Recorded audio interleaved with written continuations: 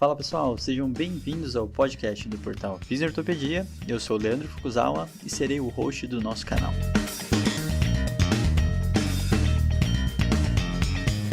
Esse podcast tem como função ressignificar o papel do fisioterapeuta em tempos modernos.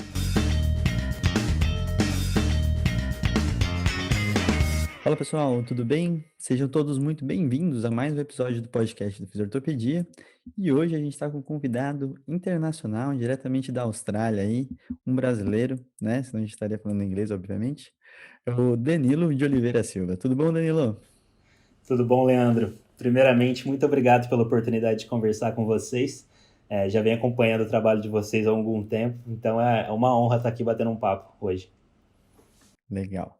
Danilo é um cara que eu citava em diversas aulas de patelofemoral, eu só não sabia que ele era ele. E aí é bom que essa coisa de podcast a gente pode chamar as pessoas para conversar um pouco e conhecer um pouquinho a mais, né? Então a gente não tem nenhuma intimidade específica, né? A gente vai fazer uma live já nessa semana que vai sair o podcast do Fisiortopedia. Então é mais ou menos isso. E Rafael Crescicalite, tudo bom, Rafa? Tudo bem, sim. Bom dia, boa tarde, boa noite aí para quem nos escuta.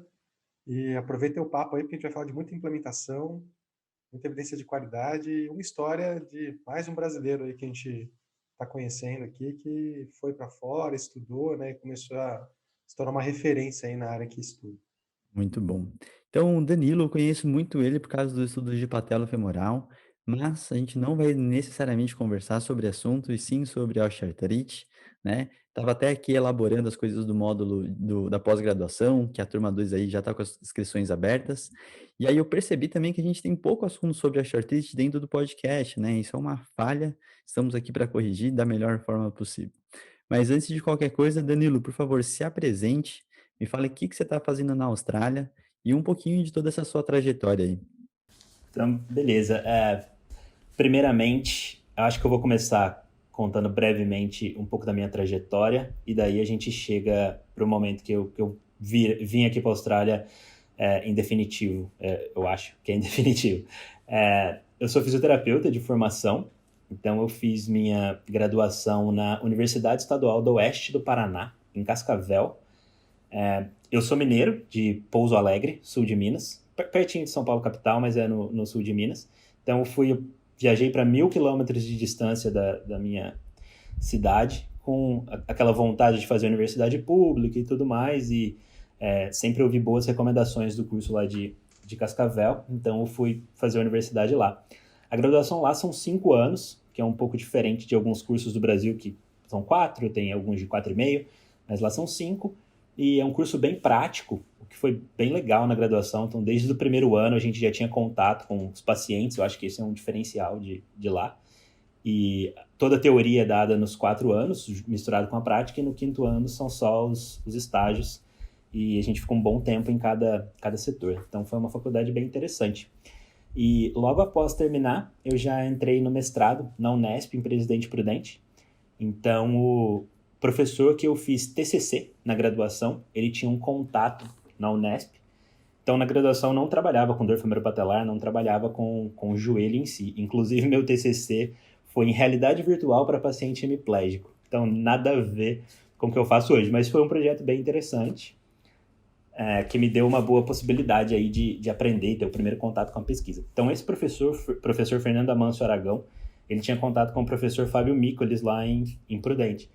Então ele fez essa ponte, né, me apresentou, e aí eu tive todo esse caminho de sair de Cascavel, ir para Prudente, me apresentar, fazer algumas apresentações para o grupo de lá, até aquela parte de convencimento, que você é uma pessoa bacana, que merece ser aceita e tudo mais, vocês sabem. E aí prestei a prova lá em Prudente e tudo mais, fui aprovado no processo seletivo, e eu comecei o mestrado com o professor Fábio em Presidente Prudente, e seguindo a linha de pesquisa que ele tinha no laboratório dele. Então não foi eu que escolhi trabalhar com dor femoropatelar, ou foi minha ideia os projetos com dor femoropatelar. Eu simplesmente me encaixei na linha de pesquisa que ele desenvolvia lá. Então foi assim que começou a minha história com a dor femoropatelar. Então, assim, entrei no mestrado, vocês sabem, aluno bem cru no início, e fui aprendendo aos poucos, desenvolvendo, e o meu primeiro projeto era para trabalhar com biomecânica da dor femoropatelar, mais especificamente com dados de plataforma de força, que tinha algumas coisas, mas até o momento tinha muita cinemática, muita eletromiografia, mas não tinha tanta coisa de plataforma de força, então meu projeto entrou aí. Acabei brincando um pouco com cinemática também e tudo mais, mas, enfim, o mestrado foi mais em biomecânica. Isso foi em 2013. Aí eu concluí o mestrado em 2015. Durante o mestrado, eu acho que um episódio interessante que vale a pena mencionar para a galera, eu entrei com bolsa CAPES do programa. Então, o processo seletivo lá, os 8 primeiros aprovados, eles ganhavam bolsa CAPES por 1 ano. E o que o programa fazia? Para a galera, mais gente ter possibilidade de bolsa, eles davam 1 ano de bolsa CAPES para 8 pessoas, ao invés de dar 2 anos para 4. Por que eles faziam isso? Porque até 1 ano, a galera tinha a possibilidade de aplicar para a Bolsa FAPESP, ganhar, e aí ia rodando as bolsas. Então, eles preferiam contemplar por 1 ano um maior número de pessoas. Então, é uma estratégia interessante. Pode ser discutido, mas é interessante. Então, eu ganhei esse 1 ano e eu não consegui Bolsa FAPESP no mestrado. Assim, acho que quem está no estado de São Paulo, a FAPESP é uma agência de fomento, né? Sabe das dificuldades e dos traumas gerados pelos pareceres, mas eu não tive a possibilidade de ganhar a bolsa, e acho que isso foi um grande aprendizado para mim, porque quando eu não ganhei a bolsa, eu falei, cara, sabe aquelas conversas que você tem com você mesmo? Eu vou me colocar numa condição onde as pessoas não vão ter mais a possibilidade de negar uma bolsa para mim. Então eu vou trabalhar tanto que eu vou estar em uma posição que não vai dar para falar não. Então foi aí que tirou a motivação. Então acho que foi até uma boa coisa se a gente pensa hoje. Na hora não foi, lógico, não vou ser hipócrita. Mas foi uma coisa boa no sentido de motivação. Mas isso vai de cada um. Então às vezes uma porrada, um não que você toma, você muda o destino. Eu foquei muito, trabalhei bem forte no mestrado. Em 2015 eu terminei e entrei no doutorado. E isso foi em janeiro de 2015 que eu terminei o mestrado e comecei um contato, foi até uma situação bem interessante, que foi o primeiro contato com o Christian Barton, que é a pessoa que eu trabalho até hoje, meu super amigo. Ele tinha publicado um artigo muito parecido com o tema do meu doutorado, só que ele tinha feito uma conclusão do artigo dele bem ponderada. Então ele encontrou um resultado e falando basicamente que o pé não tinha muita relação com a rotação interna do fêmur, tá? Os achados dele mostravam que não tinha muita relação, né?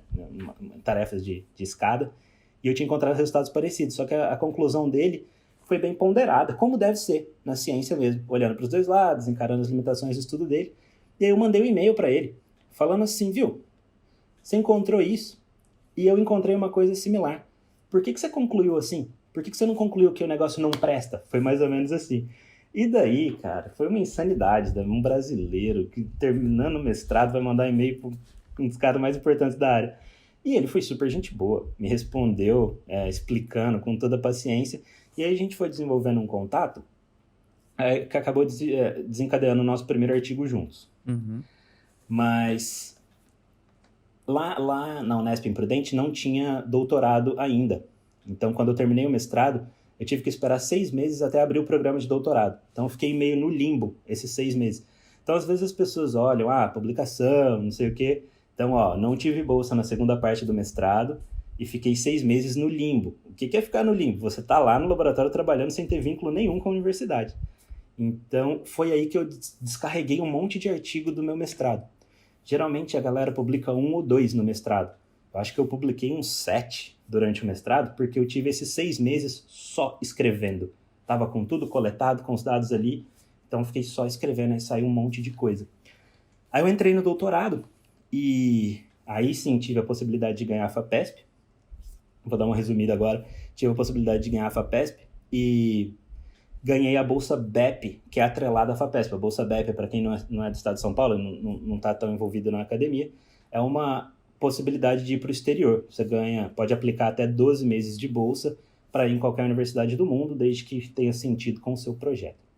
E como eu já tinha esse contato com o Christian lá de janeiro, falei para ele, olha, eu tenho essa possibilidade aqui, o que você acha? fazia um período de 12 meses em Melbourne, né, na La Trobe University, que é onde ele trabalhava. Ele falou, não, vem, vamos desenvolver um projeto bacana aqui e tudo mais, fui super receptivo. E em 2017 eu vim para Melbourne, já com tudo do meu doutorado pronto e coletado. Então eu trabalhei bastante nos 2 primeiros anos para deixar tudo azeitado. Eu vim para Melbourne tranquilo, até com alguns dados para trabalhar, além das coisas que eu ia fazer aqui. Fiquei os 12 meses em Melbourne, e quando eu terminei o período aqui, eles me convidaram para ficar mais 6. Já financiado por eles, eles falaram, não, a gente te ajuda, porque eu não tinha mais a Bolsa BEP. Então eu voltei para o Brasil, aí logo um mês depois voltei para a Austrália para ficar mais 6 meses, porque eles convidaram. Depois desses 6 meses, então foi um total de 18 meses aqui, me despedi de todo mundo, super emocionante e tudo mais, tô indo embora pro Brasil, falou galera, até mais, não tinha planos de voltar. E voltei pro Brasil, eu tinha bolsa até dezembro de 2019, eu lembro. Isso eu voltei em novembro de 2018. Então eu tinha mais um ano só para escrever, e é o que eu estava fazendo, e terminando, lapidando minha tese. Só que em janeiro, toca meu telefone, eu tava em casa, sem camisa, relaxado, Prudente é quente pra caramba, que foi na Unesp de Presidente Prudente que eu fiz, era a Kay Crossley me ligando, que é uma das maiores referências do mundo em dor femoropatelar, osteoartrite, síndrome do impacto femoroacetabular. Aí eu desesperei um pouco, o telefone tocou umas 4 vezes, mas eu atendi, né? Aí ela falou, você pode fazer uma conversa pelo Zoom agora? Eu falei, pô, posso? Aí ela disse, olha, eu tenho uma posição de pesquisador aqui, e gostaria que você aplicasse. Não estou garantindo nada, mas acho que você seria um candidato com bom potencial, gostaria que você aplicasse para essa posição. E era de 1 ano. Aí, assim, conversei com a Marcela, né, minha namorada na época e tal, a gente bateu um papo e falou, mano, oportunidade muito boa, né, encara, vai. E daí eu apliquei para o processo, cheio de fase, nossa, tinha fase escrita, entrevista, aí, nossa, pior que defender o doutorado. Várias fases, parecia que eu estava jogando Mario, cada vez tinha uma fase diferente. Mas, daí fui aprovado nesse processo e fui convidado para vir para cá, né? Aí eu terminei o doutorado rápido, estava meio tudo pronto mesmo, mas em maio eu defendi, e 3 dias depois da minha defesa eu embarquei para Melbourne, então foi super, super rápido, né? Eu não tive tempo de respirar e já comecei aqui. E assim que eu cheguei, acho que no primeiro mês, trabalhando, eu já tive a oportunidade de renovar o contrato por mais 6 meses. Então eu ia ficar 12, aí estenderam por mais 6. E aí nesse período eu tive outra proposta, só que eu vim para cá, nem foi trabalhando com dor femoropatelar. O dinheiro que estava me pagando era de um projeto com síndrome do impacto femoroacetabular, para trabalhar com biomecânica. Então foi a forma de eu vir, tipo, sair da minha área e vir para cá. Mas... Então foi bem legal esse começo, me deu uma experiência em uma outra condição e tudo mais. E acho que foi em 2020, um ano louco, né? Todo mundo sofrendo por causa da pandemia, a gente ficou em lockdown aqui muito, muito tempo. Surgiu a oportunidade de trabalhar com o Christian em outra posição, outro projeto. E aí eu trabalhei fui aprovado nesse processo seletivo, comecei a trabalhar com ele, que é o projeto que eu estou até hoje, que o meu contrato vai até 2023. Por isso que eu falei no começo que não sei até quando vou ficar. E aí, só para finalizar essa primeira parte, a gente vai conversar bastante hoje sobre o GLAD, né, que é um programa de implementação de intervenção com osteoartrite. No meu primeiro mês aqui em 2017, foi quando eu cheguei, teve o primeiro curso do GLAD Austrália. Então, eu nem sabia o que era GLAD, mas doutorando, acabou de chegar, ajuda aí. Então, eu ajudei na primeira organização do curso, eu nem sabia que eu ia trabalhar com isso hoje. E hoje em dia, uma parte da minha posição é destinada, 40% dela só ao GLAD, mas acho que a gente vai conversar mais sobre isso. Desculpa eu ter me alongado tanto aí nesse papo. Que isso, né? Pode ir fazendo pergunta, a gente vai batendo um papo. Que isso. Eu acho super legal essas histórias. Eu acho que muita gente que está escutando tem essa vontade, às vezes, de estudar fora, de entender um pouco. Na minha opinião, entender carreiras e sempre são inspiradoras para entender como que a gente pode chegar nos lugares, né? Então, eu acho isso essencial, não tem problema nenhum.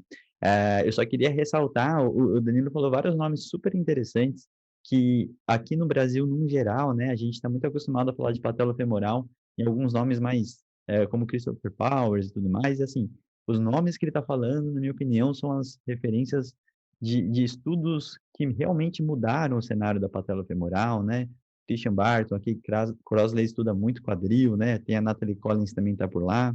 Então, são pesquisadores que, quem quiser aprofundar de uma forma um pouco diferente, até um pouco sair só exclusivamente da biomecânica, eu acho que eles têm estudos que realmente mudaram muito a visão aí da patelofemoral. E se você for procurar em qualquer consenso, todos esses nomes aí, o Danilo também, então, dentro deles, né? Mas muito legal. Então, indo para osteoartrite, fala um pouquinho do cenário, né, da reabilitação da osteoartrite.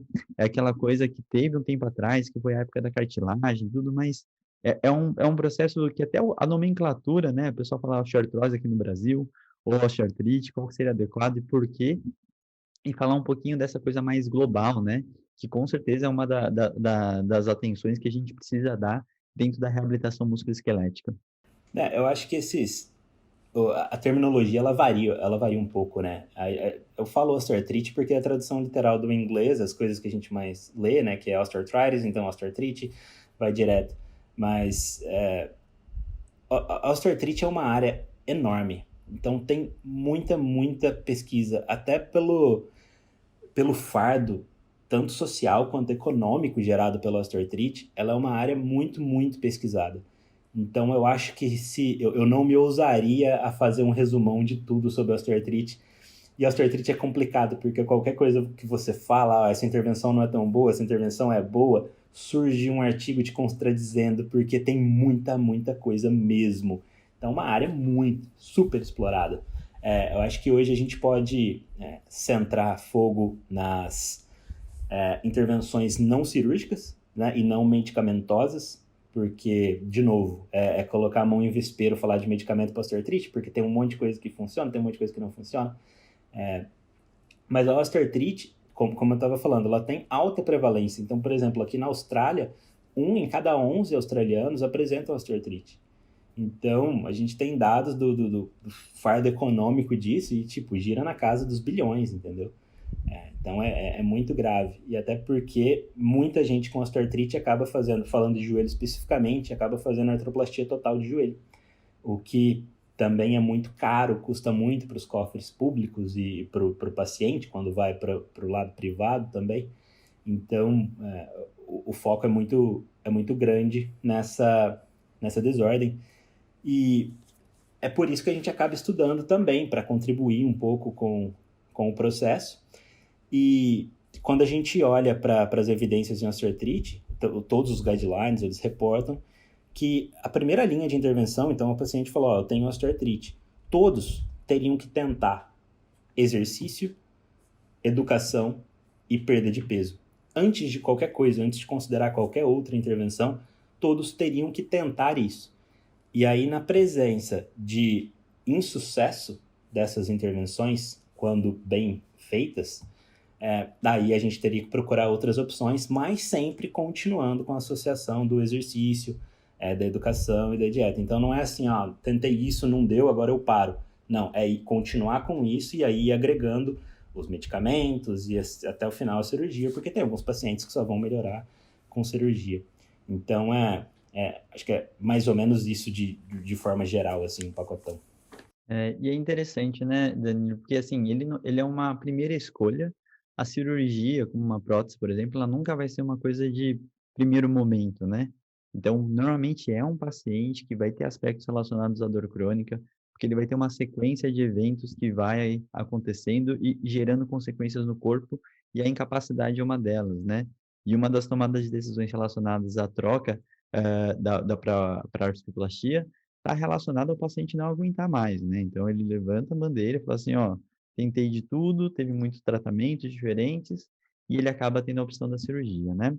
E aí eu acho que o que a gente está falando e vai falar hoje, e aí você pode começar a falar sobre ele, que é o GLAD, é uma das coisas que, assim como você falou, ele tem tanto impacto, principalmente econômico e no paciente, que projetos como o GLAD são necessários para tentar fazer uma alteração no cenário, né? Então, assim, se a gente pensar em iniciativas muito pequenas, ele com certeza vai mudar de uma forma muito local e não vai ter uma repercussão interessante. Então, ele é uma problemática de saúde pública eu acho que pensar num programa de implementação é mais ou menos isso. Então, vamos já para o GLAD e a gente vai detalhando ele um pouco mais. Então, o que que seria esse projeto aí? Exatamente, o seu resumo sobre o que é essencial para um paciente com osteoartrite foi perfeito, né? Então, é isso. E deveria ser assim. Eu deveria levar à exaustão todos os tratamentos não cirúrgicos e aí depois eu vou para a cirurgia. Não é o que acontece de fato, porque o profissional de primeiro contato, muitas vezes, e no Brasil é muito assim, aqui na Austrália também é um pouco assim, é o médico. E muitas vezes o médico já encaminha para o especialista, que é o cirurgião, e às vezes nem passa pela fisioterapia.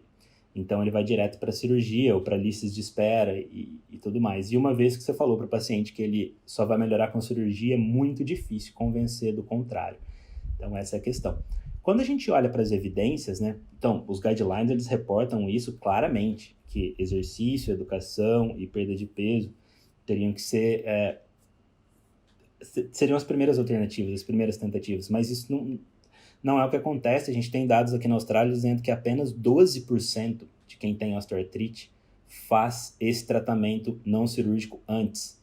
Então é muito pouco, 12% é muito, muito pouco. Se a gente vai voltando, em 2002, a gente já tinha evidência suficiente mostrando que exercício é a primeira intervenção para osteoartrite e que gerava benefícios para a dor e para a função dos pacientes. Em 2002.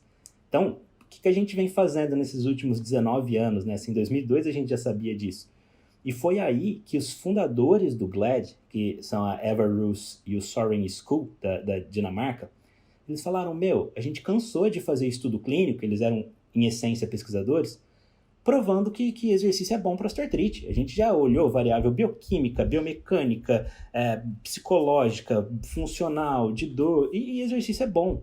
Então, e isso já está provado. Por que os fisioterapeutas ou os profissionais de saúde não recomendam isso para o paciente? E aí eles foram conversando, puxando o fio, eles viram que o problema não estava na intervenção em si, o problema estava na implementação. O exercício não conseguia sair do artigo e chegar para o paciente. Então, o que eles pensaram? Bom, a gente tem que atacar isso agora. A gente tem que fazer essa intervenção chegar na ponta, chegar no paciente. E fazendo vários estudos e vários planejamentos, eles chegaram à conclusão que um programa estruturado, com registros de que os pacientes melhoram ou não melhoram, e que tipo de paciente melhora, que tipo não melhora, seria mais fácil de ser implementado. Então, o que eles falaram? A gente tem que chegar no fisioterapeuta, que é quem entrega realmente a intervenção para o paciente, treinar esse cara para entregar a melhor intervenção possível e ter um registro desses resultados, dessa intervenção que eles estão entregando. Então, esse é o princípio do GLAD, que é um programa de implementação que treina fisioterapeutas, habilita fisioterapeutas a entregarem exercício e educação e orientar com relação à perda de peso, encaminhar para um nutricionista, se for necessário e tal. Então, tem um pouco de teoria ao redor disso. O fisioterapeuta não faz a prescrição, obviamente, de nada com relação à dieta e tal, mas encaminha. E treina essas pessoas e tem um registro muito grande, que é feito até no REDCap, que quem é da área acadêmica sabe, que é tipo um Google Forms mais seguro e mais robusto. E o fisioterapeuta, ele registra o paciente nessa base de dados do REDCap, com vários questionários, várias informações de baseline, né? Então tem toda uma descrição da característica de cada paciente. Eles alimentam essa base de dados no baseline, fazem o GLAD, que dura aí o total de 12 semanas, e depois de 6 semanas, desculpa, e depois de 3 meses, eles fazem a avaliação de novo, e depois de 1 ano, eles fazem a mesma avaliação de novo, para a gente ver os resultados. Ainda está parando em 1 ano, mas já tem conversas para continuar seguindo por 5 e por 10. É muito difícil, porque como o paciente, a gente mostra que ele dá uma boa melhorada, eles não querem preencher mais, porque já estou bom já. Alguns respondem, mas tem esse esquema de perda de peso, de perda de aderência. Então, é mais ou menos por aí que o GLAD começou, vendo essa dificuldade de implementar, e esse é o princípio: capacitar o profissional para aplicar a intervenção ao invés de tentar a academia, a área acadêmica, convencer, não, a gente vai e facilita, entrega um programa estruturado que é fácil de aplicar. Perfeito. Uma coisa, uma coisa legal nessa tua fala aí, Danilo, é que uma coisa até interessante, né? Eu acho que basicamente o que a gente percebe é que encontrar soluções mais custo-efetivas não basta, né?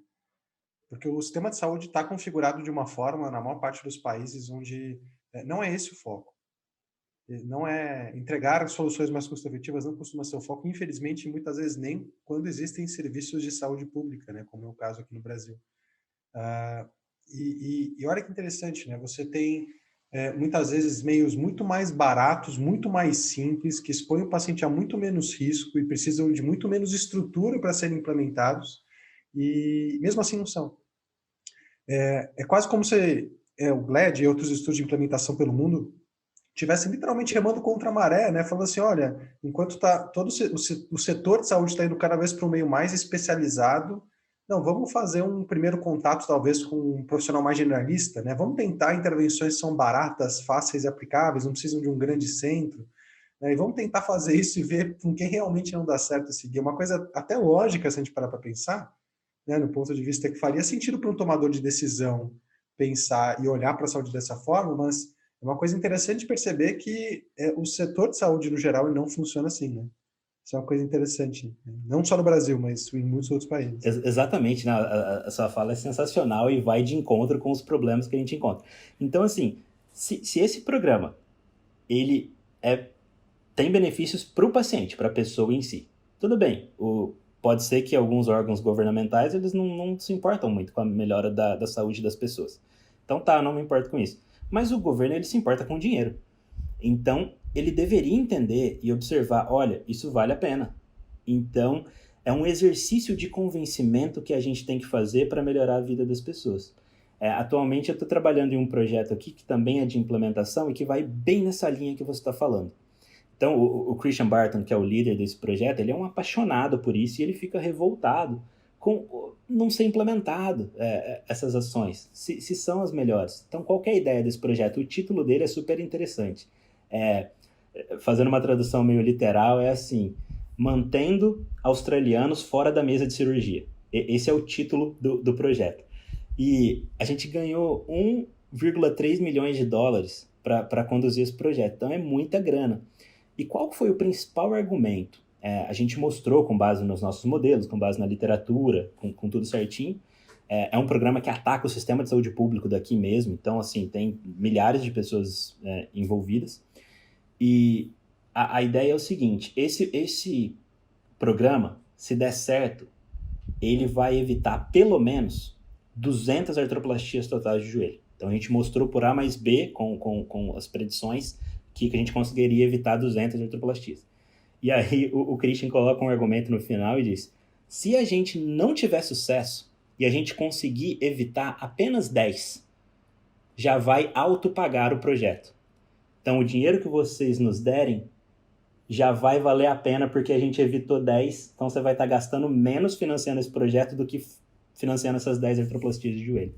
Então, o que o governo vai falar? O governo olha para isso e fala: meu, eu tenho que dar dinheiro para esses caras. Se eles conseguirem evitar 200, eu vou estar salvando muito dinheiro. E aí tem economistas de saúde, tudo, tem vários modelos econômicos também que foi publicado só o modelo econômico antes da gente aprovar esse financiamento, para provar realmente, olha, faz o bem para as pessoas, mas também faz o bem para a saúde financeira do governo. E, infelizmente, a gente tem que falar essas duas línguas. Então, só convencer que vai fazer o bem para a população não é o suficiente. A gente tem que falar em cifras também para conseguir apoio e financiamento. Então, essa ideia desse projeto que eu estou trabalhando agora, também 60% do meu tempo é para ele, é para implementar o GLAD no sistema de saúde público da Austrália. Porque, por enquanto, a gente treina fisioterapeutas, só que os fisioterapeutas, eles entregam as intervenções do GLAD da forma que eles querem. Então, eles cobram os pacientes para fazer o GLAD. E daí alguns conseguem o dinheiro de volta, outros não. Então, mas esse é para implementar no sistema de saúde público. Que legal. E isso é muito interessante, né, Danilo? Porque eu sempre, faz um bom tempo que eu falo assim, a fisioterapia não precisa de mais nada novo, né? A gente tem uma tendência a querer coisas novas, tecnológicas e afins, porque a gente não sabe nem o que que a gente faz se realmente funciona numa massa, né? Então tem coisas que realmente podem ser efetivas ou eficazes de uma forma no grupo pequeno ou regional, mas quando coloca isso dentro de um sistema, acaba isso não sendo benéfico, né? E aí a gente tendo esses recursos tão bons e carro-chefes da fisioterapia como exercício e educação, né? Que de certa forma parece muito simplificado, mas é isso que realmente o GLED tem como princípio, a gente começa a ver que o projeto de implementação e disseminação, né, que para quem não conhece, a ciência da implementação tem junto à disseminação, para a gente conseguir fazer isso em larga escala para realmente mostrar que isso é eficaz, e a gente tem um ótimo exemplo que é o FIFA Eleven, né? O FIFA Eleven, ele também foi esse programa de prevenção dentro do futebol, mas ninguém utilizava, e o Plus é simplesmente uma estratégia de implementação e disseminação, né? E mais ou menos o GLED ele já começa com esse raciocínio dentro da saúde pública. Então, isso acaba sendo muito interessante para a gente realmente ser eficaz, né? E isso falando em outros aspectos. E aí eu acho legal você começar a detalhar agora, Danilo, o que, que realmente é treinado dentro do GLED, assim, né? Então, essa questão da implementação, o que, que o fisioterapeuta acaba aprendendo, né? E se você vê, o que o fisioterapeuta aprende é super simples. Não tem nada mágico, estratosférico. O segredo do GLAD, eu acho que está na simplicidade, porque realmente é um projeto de implementação. Então, se ele for muito complexo, ele não vai ser implementado. O treinamento do GLAD, dos fisioterapeutas, ele se concentra basicamente em 3 dias.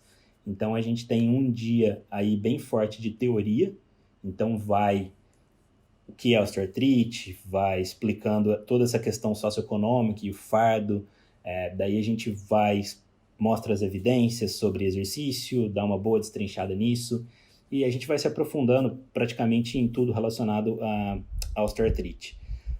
Não tudo, mas tudo que dá para sintetizar em um dia. Então é um dia bem teórico, bem assim, maçante do aspecto teórico, mas a gente oferece um suporte além desse primeiro dia de teoria.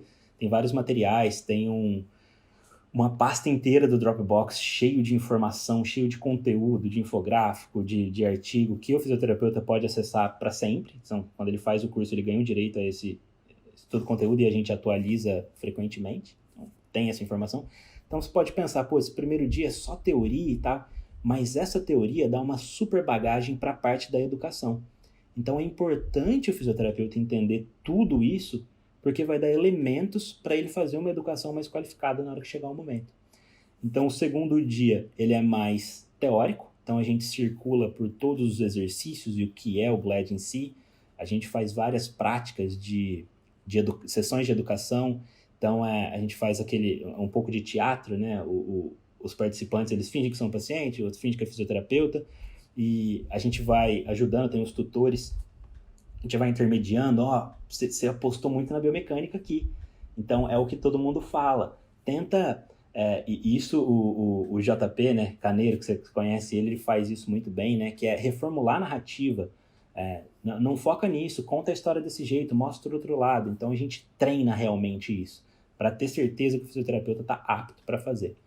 E o programa de exercício, ele é um programa de exercício com foco em aspectos neuromusculares, nem é em fortalecimento, em tudo mais. E por que é assim? Porque a ideia é que qualquer paciente consiga fazer as sessões do GLAD até em casa. Então não pode usar equipamento, não pode usar muita carga, porque não que seja ruim, mas o paciente não vai conseguir fazer. Então o foco é realmente a implementação. Pode ser que tenha um programa de exercício bem melhor que o GLAD? Pode. Mas ele é implementado? Ele funciona? Talvez não, entendeu? Então essa é a questão. Eu não estou falando que o GLAD é o melhor programa de exercício que tem, mas ele é o melhor que dá para fazer. É em larga escala. Então, se eu penso aqui na Austrália tem muita área rural, como no Brasil também tem, mas aqui a área rural é bem rural mesmo. Como que um paciente lá da área rural ele vai conseguir fazer os exercícios se ele não tem acesso a equipamento? Então, a gente tem que pensar nessas questões de implementação em larga escala. Então, ele é um programa de exercício relativamente simples, mas a gente vai passo a passo mostrando como fazer. E daí todos os participantes treinam, fazem os exercícios e tudo mais. E a gente também passa para eles todo o conteúdo com relação às avaliações, né? Ensina eles a fazerem as avaliações e tudo mais. E o terceiro dia é um módulo só de implementação. Então a gente mostra e dá estratégias para ele, para os fisioterapeutas, de como implementar o GLAD na clínica deles. Você pode reservar um espaço assim, assim, assado. Você pode fazer aulas em grupo. Você pode fazer assim. Então a gente vai dando os elementos. Não é só assim, esse é o curso, vai. A ideia, do fundo do nosso coração, é que as pessoas implementem. Então a gente dá o máximo de alternativas possíveis para ele. A gente mostra como entrar no REDCap, como inserir os dados dos pacientes. Então é bem detalhado mesmo, e a gente continua oferecendo suporte, o que é um desafio, porque a nossa equipe não é grande. A gente continua oferecendo esse suporte depois. Então, se um fisioterapeuta fez o curso do GLAD, ele pode entrar em contato com a gente e falar, olha, eu estou tendo dificuldade de acessar o REDCap, você pode me ajudar? E a gente se compromete a ajudar. Só que, atualmente, a gente tem mais de 2.000 fisioterapeutas treinados aqui na Austrália. De um universo do que? Aqui deve ter 8, 9 mil fisioterapeutas, 10 mil no máximo. Então, 2.000 já foram treinados, o que é magnífico. Dá suporte para esse tanto de gente, e o GLAD ele é uma associação sem fins lucrativos. Então, o modelo financeiro do GLAD é assim, o dinheiro que a gente faz com esses cursos, a gente obrigatoriamente reinveste no programa. Ou contratando pessoal, ou desenvolvendo mais ferramentas de recursos de educação. Enfim, ele é todo, ou melhorando o nosso curso, ele é todo retroalimentado. Então, ninguém faz dinheiro com o GLAD. Porque esse é um argumento que as pessoas falam, você está querendo vender um curso. Mas não é venda, o GLAD não faz dinheiro. Ele emprega algumas pessoas para trabalhar para o sistema, e assim, a gente precisaria de mais gente, porque só na Austrália a base de dados está com 8.000 pacientes agora. E gerenciar essa turma toda é muito difícil, porque tem que controlar quem está colocando dado, que jeito que está colocando, as clínicas que estão registradas. E agora a gente está iniciando um processo de recredenciamento. Então, as pessoas que fizeram o GLAD há 3 anos, que o primeiro curso foi em 2017, aí a gente está recredenciando eles todos. Então, eles têm que fazer uma provinha para mostrar que eles ainda estão aptos a entregar o GLAD. Então, essa é a nossa forma de manter um controle aí. A pessoa fez o curso há 3 anos, esqueceu tudo, não tem mais condição de entregar. Então, a gente faz esse recredenciamento para ter esse controle. E se a pessoa não passa na prova, a gente elabora uma sessão com todo mundo que não passou para dar uma atualizada, até que eles consigam ter conhecimento suficiente para passar, ou que a gente esteja confiante o suficiente. Legal. Eu acho bem interessante essa tua fala, né, Danilo? Porque, assim, é uma coisa muito natural da fisioterapia, que as pessoas vão lá, né, juntam um monte de coisa, dá um nome de uma técnica e eles saem vendendo, independente se funciona ou deixa de funcionar, né? Ver um projeto desse, você vê que tem algumas coisas bem interessantes, porque você realmente já pegou o que tem na literatura, transformou no programa, só que você está pensando numa disseminação, né? Então, assim, você está comprovando e realmente testando pormenores todos os detalhes do processo, né? E se vocês colocarem o nome GLAD no Google, vocês vão achar um site de cada país que ele está sendo implementado, existe o internacional, existe todo um processo de disseminação, porque vai ter uma adaptação transcultural também, né? Então, tem esse processo que não é a mesma coisa para todo mundo. Então, acho que tem essa transferência que faz entre países, culturas, acaba sendo realmente muito interessante e de uma forma muito efetiva para a gente falar sobre a solução, né? E aí uma das coisas que me chama a atenção, Danilo, e aí você me fala como que vocês estão lidando com isso, aqui no podcast a gente fala muito sobre prescrição de exercício e educação, né? E a gente tem que o fisioterapeuta ainda tem muita dificuldade de colocar isso na prática, né? Então, assim, prescrição de exercício, eu e o Rafa, a gente toda hora grava alguma coisa relacionada, porque é uma dificuldade comum, né? E normalmente o fisioterapeuta vai lá, prescreve, o paciente tem dor, recua, né? Eu tento desmistificar do meu paciente, ele não compra a minha ideia, né? Então, assim, o que tem de diferente que você acredita que esses 3 dias fazem que o fisioterapeuta saiba lidar melhor com essa situação, né? Então, fala um pouquinho desses detalhes que eu acho que são interessantes. Não, e isso é sensacional, porque a gente acabou de dar um curso do GLAD semana passada. Então, acabou de encerrar uma turma, foi a terceira do ano. E essas perguntas, elas comparecem muito e a gente debate muito durante o curso. Não é um problema só do Brasil, é um problema geral. Então, o GLAD, né, a gente fala GLAD, GLAD, GLAD, mas só para o pessoal saber, GLAD significa Good Life for Arthritis. Então, boa vida para pessoas com artrite, e o D é Dinamarca. que é onde começou o GLAD, né? Então tem o GLE, que é Good Life for Arthritis, e o D, que é de Dinamarca. Só que já tem na Dinamarca, já tem no Canadá, na Suécia, na China, na Nova Zelândia, na Austrália, na Suíça, na Áustria. Então tem vários países. O GLAD está sendo implementado em vários países e mostrando que funciona. Mas essa questão, eu costumo falar nas minhas aulas, e inclusive no curso semana passada no GLAD eu falei, que muita gente me pergunta, pensando tanto em osteoartrite e dor femoropatelar, qual é o melhor exercício, né? Qual que é o melhor exercício para o paciente melhorar? Aquele exercício que eu tenho que fazer. E a minha resposta sempre é simples. O melhor exercício é o que o paciente faz. Ponto final. Então, eu posso pensar no biomecanicamente a melhor intervenção que existe. Se ele não fizer, não adianta. Então, esse é o princípio do GLAD. A gente começa bem devagar com exercícios super simples. Por exemplo, levantar o quadril de forma lateral, elevação da perna de forma lateral. Abdominal, para começar a ter um trabalho de tronco. Extensão em cadeira, então a pessoa senta na cadeira, amarra um teraband amarelo no pé e faz extensão de joelho, cadeira aberta. Esse é um exercício do GLAD, super simples, com teraband amarelo, simples. Mas é para começar. Então, quando você me fala de prescrição de exercício, a gente tem um módulo no GLAD que é só de prescrição de exercício. Mas é pensando no futuro. Não é uma preocupação do GLAD nesse momento, nessas primeiras semanas, pensar em progressão de exercício. Então, pensar em fortalecimento, pensar em outros aspectos da função muscular, como potência, por exemplo. Não é um objetivo inicial do GLAD. O GLAD, ele quer pegar o paciente que está com dor, colocar ele em uma situação, e com limitações funcionais, né? Colocar em uma situação que ele consiga fazer as atividades funcionais dele normal, com a menor dor possível, e aí, depois do programa, ele vai estar em uma condição para o fisioterapeuta prescrever exercício de forma adequada. Então, progredir para um fortalecimento, e aí pensando nas cargas, né? Tem Colégio Americano de Medicina Esportiva, que dá muitos parâmetros interessantes para a gente progredir.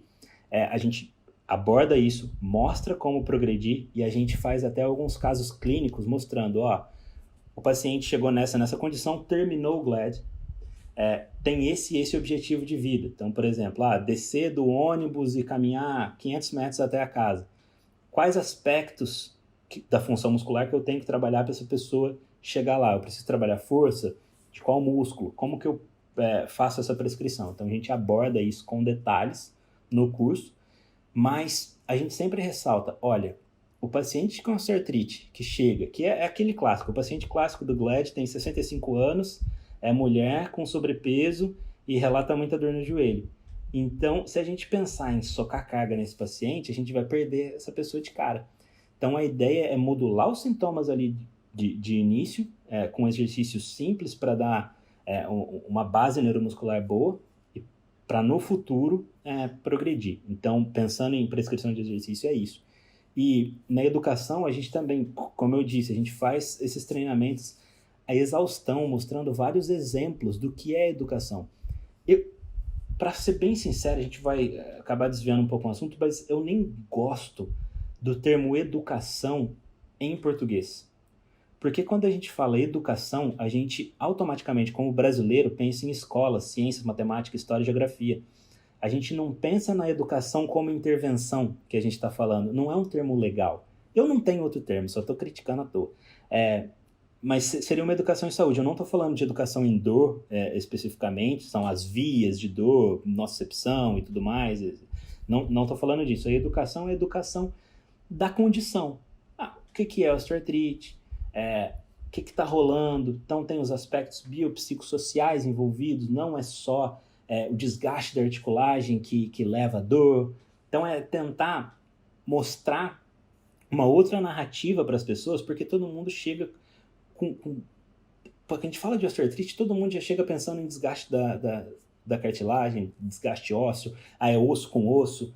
Essa é a questão que a gente sempre recebe. Então a gente tem vários cenários que a gente discute. O paciente chegou para você e falou, fui no médico, ele falou que eu tô com osso na articulação e eu não posso fazer exercício, eu vou fazer cirurgia. O que você, como fisioterapeuta, faz nessa situação? Então, eu nem tô falando de exercício. Isso é um exemplo de como você educa o paciente. Chegou nesse cenário, e aí? O que você faz? Então a gente tem isso. E a primeira coisa que a gente faz no GLAD é deixa os caras. Vai lá, o que você faz? E aí a gente escuta como eles abordam esse paciente que chega com esse relato. E aí depois eles voltam, aí a gente vai dando a receita. Ó, você podia falar dessa forma, você podia falar de outra forma. Por que a gente deixa livre? Porque a gente não é dono da verdade. Às vezes a pessoa, ela sai com uma sacada que a gente pode aproveitar e implementar depois. A própria pessoa. Às vezes não, às vezes ela vai muito por uma questão, se complica, não consegue abordar legal o paciente, mas aí a gente mostra, dá várias sugestões, mostra os exemplos de como falar, de como alterar essa negativa. Então, por exemplo, só brevemente um exemplo que a gente dá lá. Quando o paciente chega com essa narrativa de osso com osso e tudo mais, você não pode sair socando evidência nele. Ah, tem 48 artigos que mostram isso. Não, você afasta o cara. Existe um conceito que eu gosto muito que ele chama de dissonância cognitiva. Então, quando a pessoa tem uma crença e você confronta essa crença, uma crença muito forte, você confronta essa crença com uma evidência contradizendo totalmente, a tendência dessa pessoa é ir para o lado oposto e não para o seu lado. Então ela se afasta mais ainda, acreditando mais ainda na crença dela. E então não vale a pena você chegar. Então o que você faz? Você escuta, você meio que concorda e depois você vai fazendo ela refletir. E você faz uma pergunta de volta. Ah, tá osso com osso. Ah, tá osso com osso? Mas o que você acha disso? Você acha que a cirurgia vai melhorar essa questão do osso com osso? Como você acha que a cirurgia vai curar esse seu problema? Então, você leva essa história pro lado dele, porque muita gente acha que a cirurgia é super tranquila. É só fazer a cirurgia, eu vou sair de lá andando. Muitas vezes, seria legal até mostrar um vídeo de uma artroplastia de joelho para o paciente. Mostra, ó, é isso aqui, vai no YouTube. Coloca lá, vídeo de artroplastia de joelho. É isso que vai acontecer com você. Não é coisa linda. E muita gente acha que exercício é muito difícil de fazer, que é melhor fazer cirurgia. Mas, se você fizer cirurgia, você vai ter que fazer os exercícios, você vai ter que fazer o programa de reabilitação. Então, uma coisa que a gente usa muito você tem duas opções. Ou tentar esse nosso programa antes, que 3 em 4 pessoas desistem de fazer cirurgia após fazer o nosso programa, ou fazer a cirurgia e fazer o programa. Então, não existe a opção de não fazer o programa. E aí os pacientes começam realmente a refletir e tudo mais. Isso tudo que a gente está conversando são componentes da educação. Que faz parte do componente educação do GLAD. Então, a gente tem pelo menos 2 sessões inteiras de educação, de 1 hora de educação. Eu acho legal, Dan, até porque você publicou a revisão sistemática sobre educação em dor patelofemoral, né? E as pessoas confundiram muito, né? Só que é um processo de amadurecimento, porque veio todo o entendimento da neurociência moderna da dor, veio a intervenção Explain Pain, né? Que seria essa parte mais fechada, né? Que você falou em relação à dor, nocicepção e afins. E agora nada mais, nada menos que a gente voltou para entender que todas as estratégias que a gente falava, né, conversava com o paciente, estão relacionadas com questões de ensino com o paciente, orientações, né? Só que se ele não vier com uma boa estratégia de comunicação, né, que a gente conversa bastante aqui, literalmente essa comunicação não acontece. Essa orientação vira só uma orientação, uma informação que é perdida no ar, literalmente, né? Então, é muito importante isso começar a ser transferido para as outras articulações, e outras situações, é só entender que existe a diferença do Explain Bem, como ele nasceu, para essas orientações e educações que a gente tem, que no geral a gente fala assim, estratégias educacionais, né? Então a gente vai pensando que tem diversas coisas e você vai ter que particularizar para individualizar para cada patologia, para cada condição musculoesquelética, né? Então nessa hora é muito interessante ver como isso está sendo feito e principalmente de uma forma muito ampla, né? Então é sensacional, Danilo. A gente infelizmente está nos tempos finais aqui, né? Eu vou pedir para você falar as palavras finais e as mensagens de paz, amor e esperança aí para todo mundo. Eu vou pedir primeiro para o Rafa, aí você como convidado você fecha, tá? Então, Rafa, por favor, palavras finais aí, depois o Danilo faz o fechamento. Eu acho que tem a fala que o Danilo falou no longo do episódio, que duas falas, né, que acho que chamam a atenção. A primeira delas é de que quando a gente pensa na população, um tratamento só funciona se ele for aplicável à população, né, se ele for implementável na população. Então, a gente percebe muitas vezes que, para a cabeça de um clínico que está acostumado com o ambiente um para um ou um ambiente muito próximo do paciente, isso não faz tanto sentido, né? Como assim? Eu posso ter uma intervenção que ela não tem tanto efeito assim numa pessoa, mas na população ele é melhor. Então, acho que esse pensamento populacional versus individual é uma coisa que às vezes é difícil de conceber, né? Eu acho que esse é um ponto importante assim de refletir, né? A gente tem um problema gigantesco que é a dor e condições musculoesqueléticas no mundo, no Brasil, na Austrália, em vários outros países. E problemas populacionais exigem, até certo ponto, soluções populacionais, né? Então, isso é uma coisa interessante de ver. E acho que a segunda coisa, meu segundo ponto que o Dani falou que tem a ver com isso, é a ideia de que, poxa, a gente sabe que às vezes o simples funciona, né? Ao falar de uma intervenção que pode ser implementada. Ah, então qual o tipo de exercício? Qualquer tipo de exercício seja aplicável na rotina do paciente. Eu, como clínico, sempre gostei de falar para os pacientes, assim, quando eles estavam preocupados sobre a modalidade, né, que eles iam fazer, o exercício, qual que era o melhor, eu sempre estava preocupado em falar assim, olha, existe um abismo enorme entre não fazer nada e fazer alguma coisa. E a partir do momento que você começar a fazer alguma coisa, talvez a gente possa ver com o tempo como que a gente pode melhorar isso. Mas acho que o primeiro ponto é começar a fazer algo, né? Então, programas de implementação como esse, eu acho que são uma solução aí que a gente está precisando mesmo, porque eu vejo de uma forma muito parecida hoje, né, o que acontece em outras áreas, não só na saúde, né, por exemplo, inteligência artificial. Passou-se o tempo de que nessa área o pessoal precisava ou precisa dos melhores cientistas, do melhor técnico de aprendizado de máquina.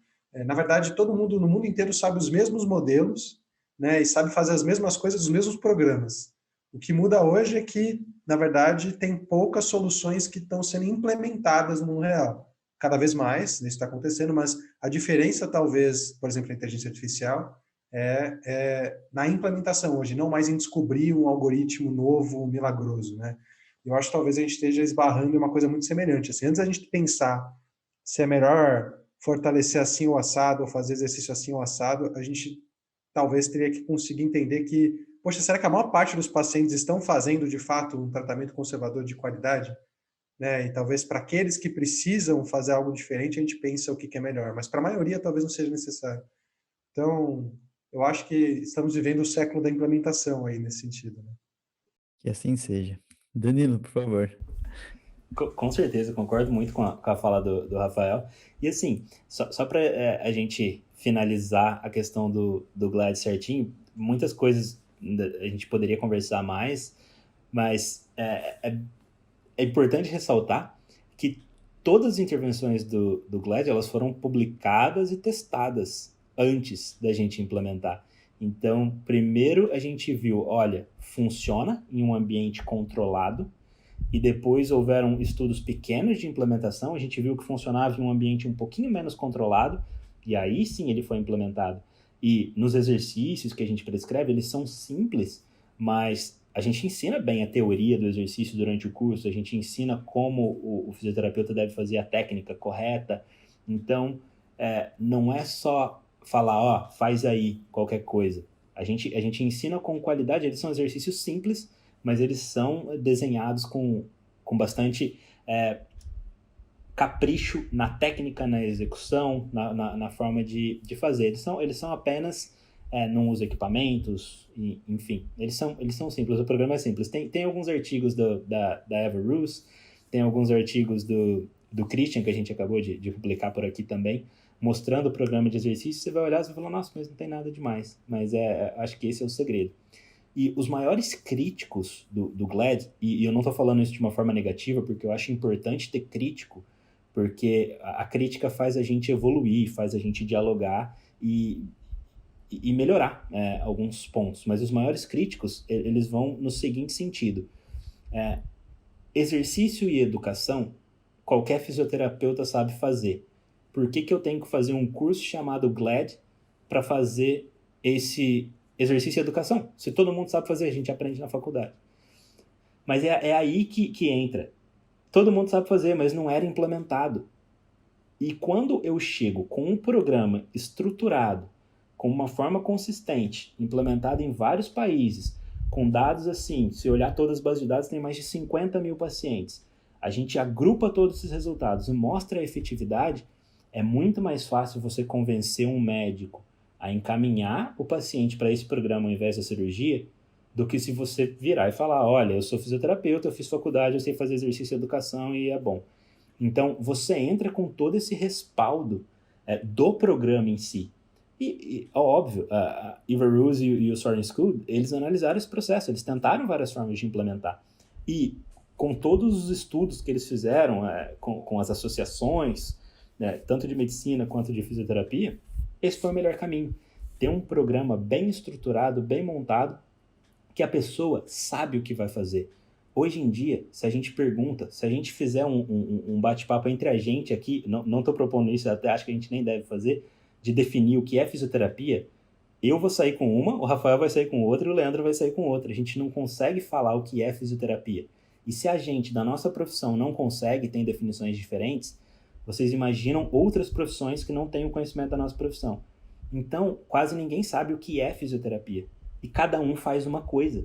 Então, fisioterapia pode ser laser para algumas pessoas, pode ser só eletroterapia para outras pessoas, pode ser exercício para outras pessoas, pode ser ventosa para outras pessoas. Então, os outros profissionais, e principalmente os médicos que encaminham esses pacientes com osteoartrite, eles não sabem o que esperar da fisioterapia. Agora, quando eu falo GLAD, ele sabe o que ele espera. É um programa fechado, estruturado, que o paciente vai receber isso. Então, aquela clínica, ela faz o GLAD. Aquela clínica de fisioterapia faz o GLAD. Então, ele sabe, zelando pelo paciente, um médico cheio de boas intenções, que ele zela pelo paciente, ele sabe o que o paciente vai receber. Não é aquele tiro no escuro de fisioterapia. Opa, pode ser ventosa, pode ser eletro, pode ser exercício, pode ser educação. Entende a importância de ter a marca registrada? Então, não é só questão de, eu quero crescer uma marca. Não, tem um objetivo, ter o pacote, ter a marca. Então, eu acho que é sensacional. Obviamente, sou totalmente enviesado para falar.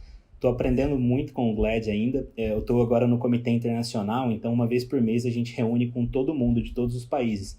E é super legal ver as perspectivas de outros países, ver a cultura que influencia muito. Até a gente nem conversou disso hoje, acho que fica para outro dia. Não sei se nesse momento o GLAD teria muito sucesso no Brasil, da forma que é hoje. Acho que teria que ser com muito cuidado, começar bem pequeno e ir expandindo. Mas é muito legal ter essa experiência. E agora, só para finalizar, muito obrigado novamente pela oportunidade de bater um papo com vocês. Sempre acompanho, sou um super fã e fiquei muito feliz pelo convite mesmo. E agora, esperando ansiosamente o nosso papo também no meu Instagram, na live. Obrigado por ter aceitado, Leandro, dar uma moral lá. E valeu demais, gente.